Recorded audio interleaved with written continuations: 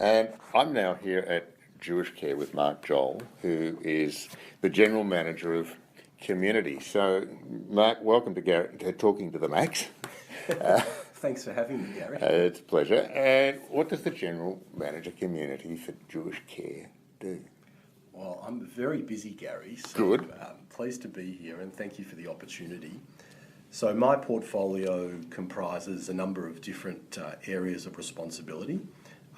I spend a lot of time on fundraising, and I have a fantastic team who helps me with that. Because, you know, Jewish Care is a very large organisation today and has a very large operating budget.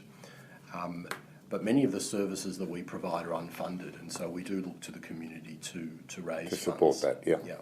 And so the fundraising also includes a planned giving or bequest program. My team is also responsible for all the marketing and communications of Jewish Care.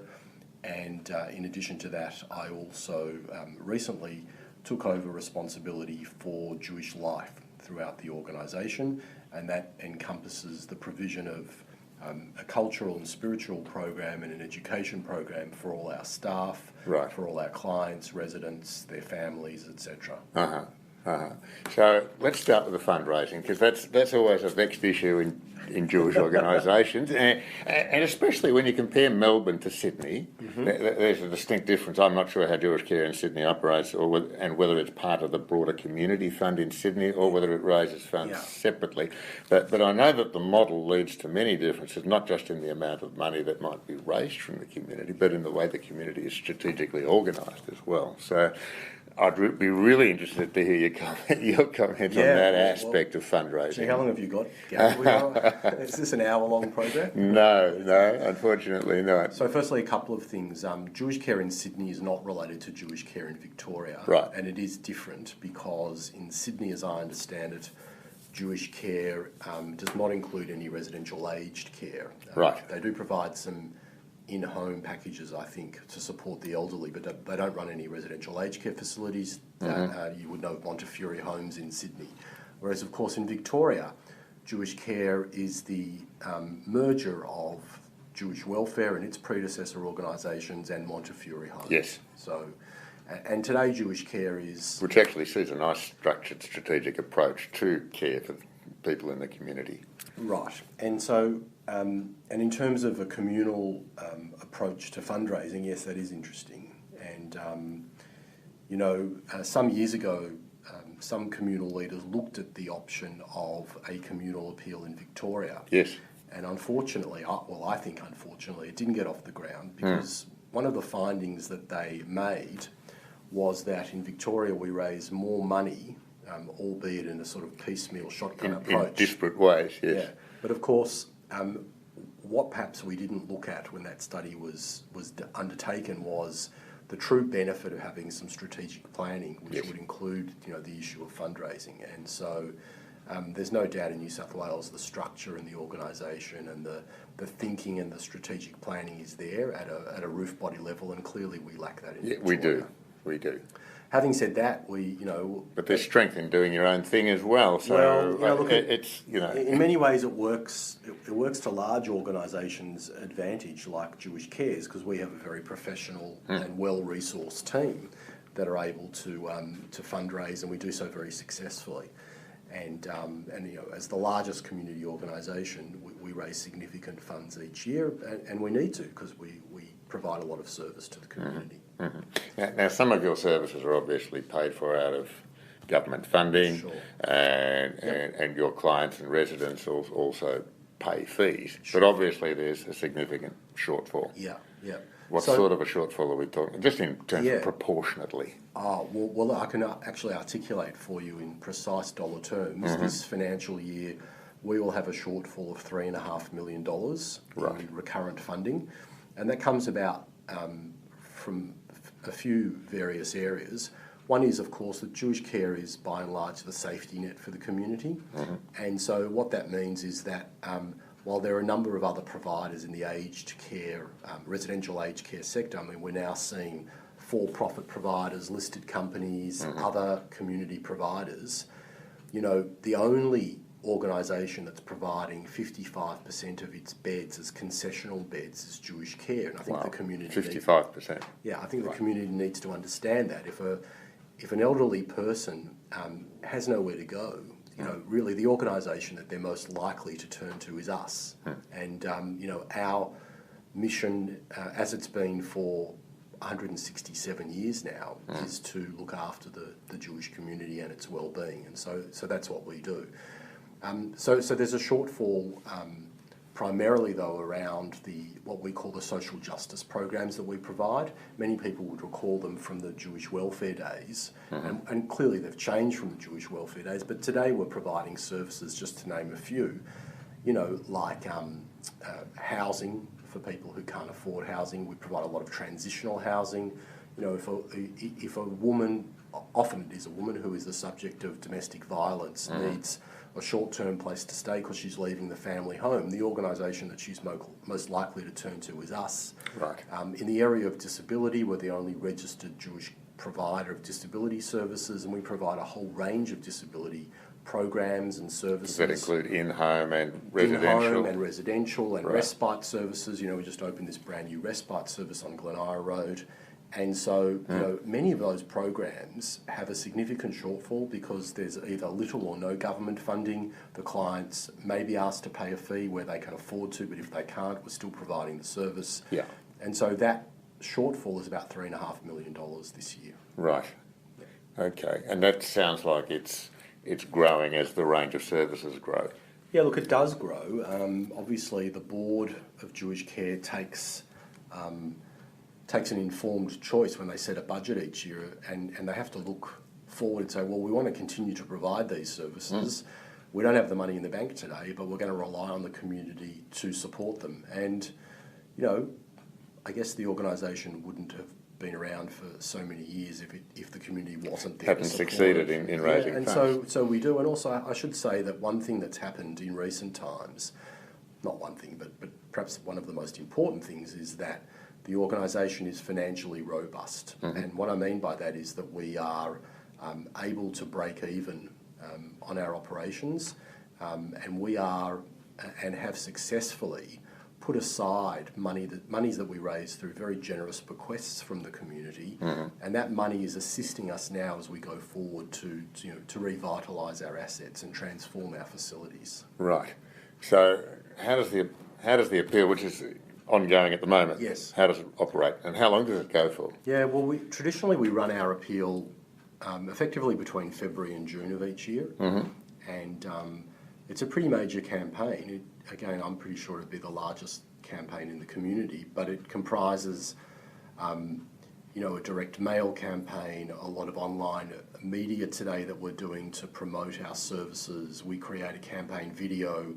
We have a whole series of dinners. We started a series of major donor dinners, which we ran, with the first one being at Raheen early in February this year, and our dinners will conclude in early June when we'll have a community dinner for about 400 people at Leonda. As well as that, we have telethons where we have a lot of young people phoning up, and we have direct mail campaigns to our supporters. We'd probably elicit about 6,000 to 7,000 individual donations towards our appeal, and we were. That's big. That's very big. We would anticipate raising, north of $3 million and hopefully close to our target of $3.5 million. Right. Yeah. And so if I were inspired, I'm just listening to this interview now, and I was inspired to drop your donation, how would I go about it? Well, you can go online, of course. Well, of course. And what's that address? www.jewishcare.org.au /donate. And if you can't find that, certainly on the front page or the home page, you'll find a link to our annual appeal, and we of course welcome any donations. That would be great. And how has the campaign changed over the years as social media has become more important, and hopefully as you're trying to tap into the younger generation as well? Have there been changes in the way you target people and who you target? Yeah, look, without question, I think because the organisation is so old, and many people do have strong memories of their parents and grandparents being helped as Holocaust survivors and coming as new immigrants to this country. And Jewish welfare was there, you know, was meeting people literally and providing them with shelter and work and a loan as they arrived off the boat. So a lot of people have very fond memories. And so our donor cohort tends to be older by and large, Right. although representing in many respects the demographic breakdown of the community. But we have in recent times looked to, you know, engage. We obviously need to engage, as any organisation does, with the next generation. I think the good news is that, you know, at one end of the spectrum of the community has done very well. So there's a lot of new material wealth that's been created, that has been developed, that has come in many respects from perhaps nothing before, but Yes. due to hard work and entrepreneurial new wealth, spirit, yeah. new wealth is there. And so that's great, but obviously we need to tap into it, and we need to have a message that resonates with the new generation, and we devote considerable resources to encouraging the next generation to participate in Jewish care. So if I could just, one of the programs that we have is called Yesod, which means foundation, and what we've done is we've taken the best and brightest of the 25 to 40-year-old cohort, and we're offering them a 12-month internship effectively, which is co-sponsored and educated by the Australian Institute of Company Directors. Right. And it gives them an opportunity to be mentored with a director of Jewish Care, to sit on one of our subcommittees, to attend board meetings by invitation, and to learn about what it means to be involved in the governance of a major not-for-profit like Jewish Care. That's tremendous. Yeah, it's a great because program. you're also growing your future board as well. That's exactly right. Yeah. And so we're very excited about that program. It just started this year. And it looks like it's going to be a very successful program. How many people are involved in the first year? I think there are 12, 12 participants in the program. We would look to, you know, replicate that program each year and going forward. And yes, it will hopefully bring us a new cohort of supporters. In addition to that, we're doing a whole lot of other engagement activities. As you say, you know, in terms of how has an appeal changed, clearly suddenly we're doing things that we never did even you know, 2 or 3 years ago, in terms of online presence. And, you know, clearly we're investing for the future when we do that. I couldn't say to you that the returns from our online campaigns are stupendous, but they are increasing year on year significantly. And we're finding that people want to have a conversation online and they want to be engaged online. Yes. And that's definitely the way of the future. Yeah. Now, at the same time as you're raising funds for your ongoing running costs, you also have a major capital appeal going on. We do. Because I know this site is in itself is, I'm not sure how old it is, but it's very old. Yeah. And obviously there's a hodgepodge of buildings that have constructed over the years. How's that taking shape? And I know that's a much greater amount of money that you're looking at as well. So we're sitting here at part of Montefiore Homes anyway. And in St Kilda Road. In St Kilda Road, and as you say, we've been here, I think, for more than 100 years, although the buildings, the Montefiore buildings are obviously not that old, but they are, the buildings that front St Kilda Road that people would know as Monty or Montefiore Homes, those buildings are 50 years old. And not surprisingly, buildings don't last forever. No. And, Don't we know it? And of course, 50 years ago, it was acceptable to build an aged care facility where you had shared bathrooms, believe it or not. And we still have those shared bathrooms. And My goodness. Yeah, my goodness indeed. But, so of course, the board identified and has for some years known that we really do need to plan for the future and to rebuild and transform this site. This site. So it will remain this site as the major centre. It will as a major centre. So what we announced about 18 months ago is a 10-year plan to transform the facilities of Jewish Care, and we announced 6 discrete projects, and I'll just run through those briefly for you. The largest of the projects is the redevelopment of St Kilda Road in 2 stages, and stage 1, which we anticipate starting later this calendar year, 2016, is a 9-storey, 156-bed, brand new residential aged care facility. It'll be built on the Punt Road side of the block. Right. People know that. And the east side, I guess it is. Yes. And that will be in the sort of car park area, so we're not actually destroying. You're not knocking down we're not anything knocking to down do any it. residents' Right. bedrooms when we do that. That's good. But that will be a 2-year, $73 million project, Wow. which we're going to start this year.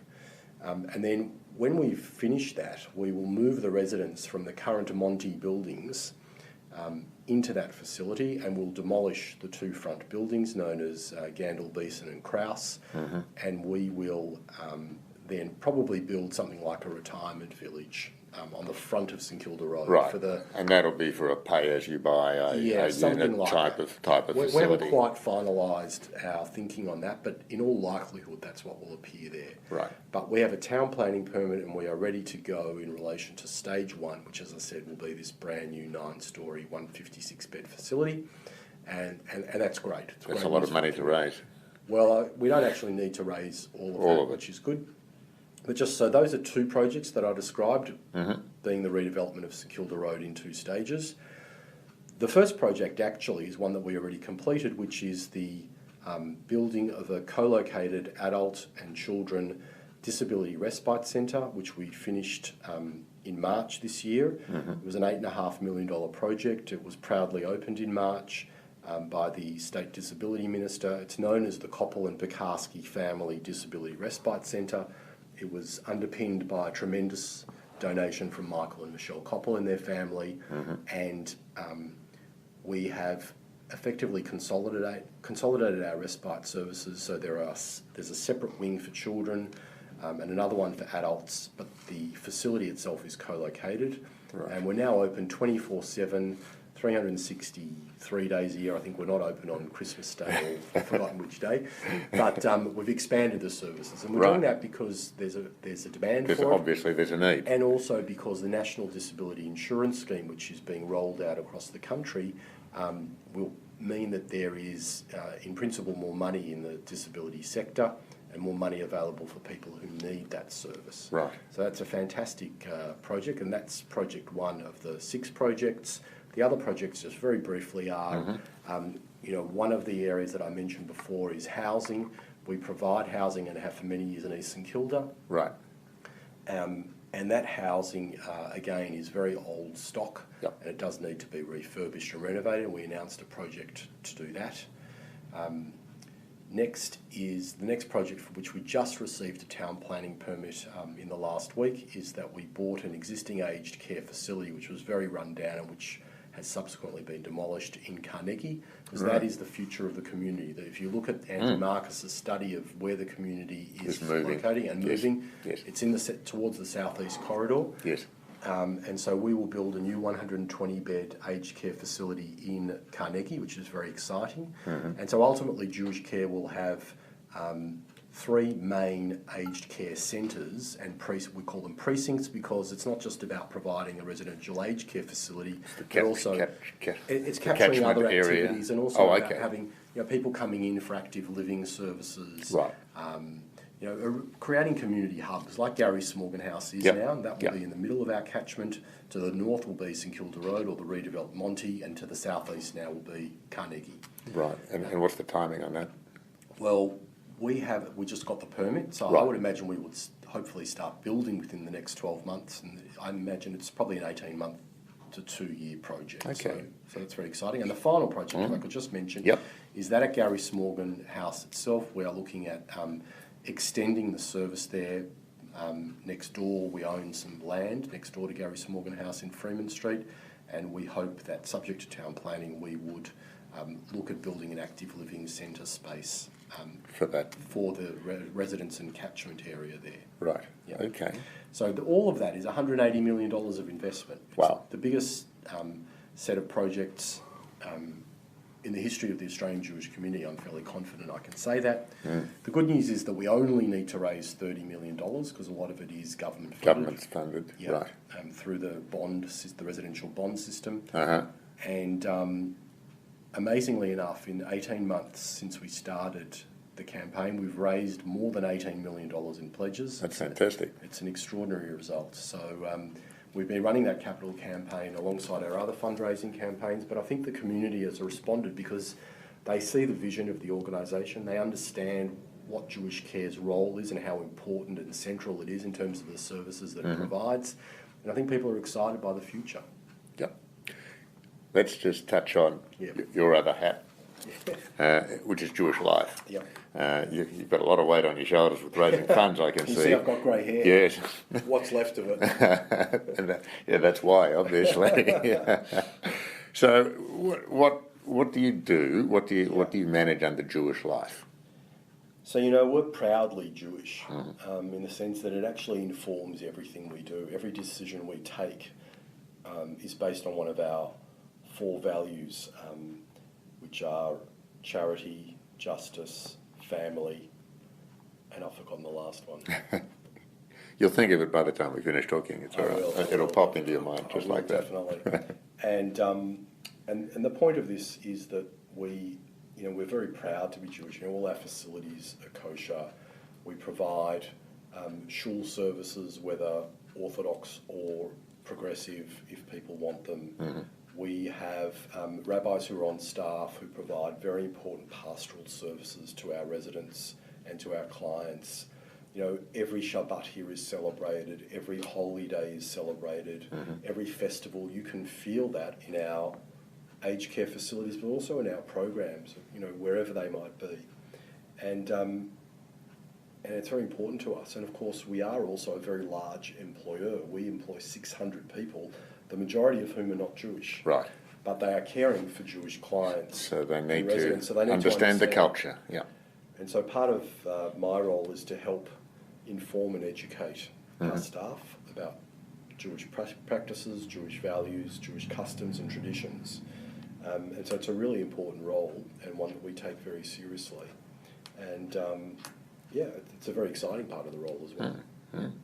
So, and you were saying before to me that's a one-day sort of immersion program for new employees. Yeah, so part of the induction is that you do that, and that includes a series of lectures and how-tos and understanding, but as well as a tour of the Holocaust Centre and the Jewish Museum as well, which is really fantastic. That's tremendous. Yeah. Well, you've got a massive portfolio, Mark Joel. Thank you for talking to the Max today. You're very welcome. Thanks for having me, Gary. A pleasure.